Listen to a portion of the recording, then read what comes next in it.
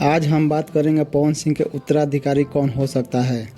हम पवन सिंह के निजी जीवन के उत्तराधिकारी के बारे में नहीं बल्कि उनके गायकी करियर के उत्तराधिकारी के बारे में बात करेंगे, तो वीडियो के अंत तक बने रहें।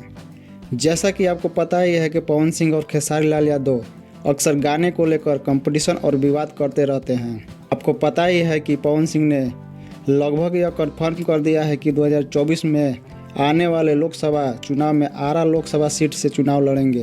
अगर पवन सिंह चुनाव जीत जाते हैं तब क्या वे भोजपुरी इंडस्ट्री में बने रहेंगे?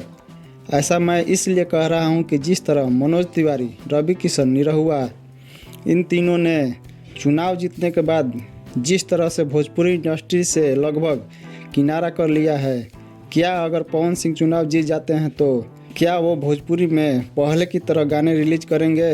अगर ऐसा नहीं करते हैं तब खेसारी लाल यादव के गानों को कंपटीशन कौन दे सकता है? नीलकमल सिंह, रितेश पांडे, अंकुश राजा या अरविंद अकेला कल्लू? आपको क्या लगता है खेसारी लाल यादव को कौन कंपटीशन दे सकता है? भोजपुरी में जब तक कंपटीशन नहीं होगा तब तक भोजपुरी दर्शक को मज़ा कैसे आएगा? जिस तरह से नीलकमल सिंह, अंकुश राजा, रितेश पांडे, अरविंद अकेला कल्लू के गाने को मार्केट में खूब प्यार मिल रहा है, चारों तरफ इनके ही गाने बज रहे हैं, क्या पवन सिंह के बाद भोजपुरी को उस लेवल तक पहुंचा सकते हैं जैसे पवन सिंह और खेसारी लाल यादव ने पहुंचाया है?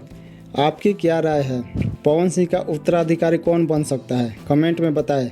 अगर इनमें से कोई नहीं बन सकता है तो क्या खेसारी लाल यादव भोजपुरी में अकेले राज करेंगे या फिर कोई और आएगा खेसारी लाल यादव को कंपटीशन देने के लिए?